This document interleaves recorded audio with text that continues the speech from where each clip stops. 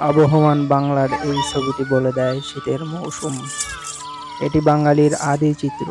সময়ের আবর্তন ও ঋতু বদলের মধ্যে বাঙালির অনেক কিছুই হারিয়ে গেছে, কিন্তু রয়ে গেছে বাঙালির এই ঐতিহ্যটুকু। আর এটি ধরে রেখেছে বাংলার কিছু লোক, যাদেরকে বলা হয় গাছি।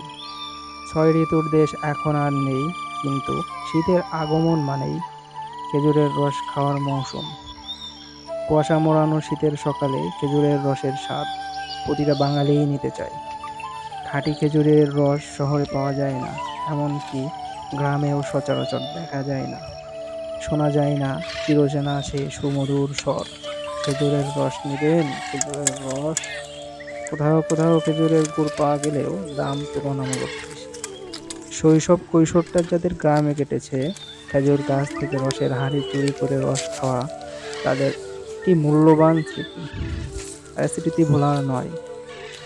এ যুগের ছেলেমেয়েরা বিভিন্ন ধরনের কোমল পানীয় স্বাদ জানে, কিন্তু তারা খেজুরের রসের স্বাদ জানে না।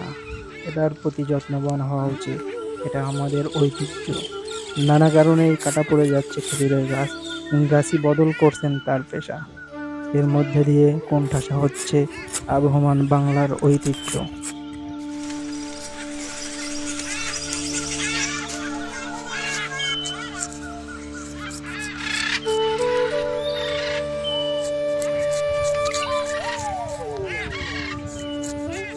প্রতিটি বাঙালি চায় বর্ণাঢ্য আয়োজনের মধ্যে দিয়ে টিকে থাক খেজুরের গুড়, পাটালি আর এই অধ্যায়গুলো।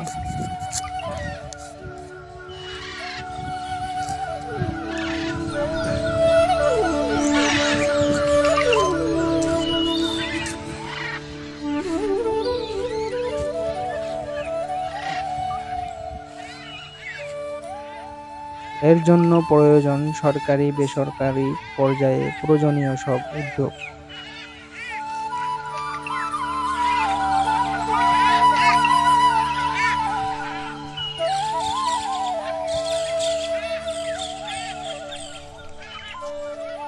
দর্শক, আসুন আমরা সকলে দেশ এবং দেশের সম্পদের প্রতি যত্নবান হই।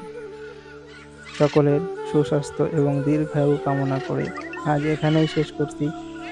সবাই ভালো থাকবেন, সুস্থ থাকবেন। আসসালামু আলাইকুম।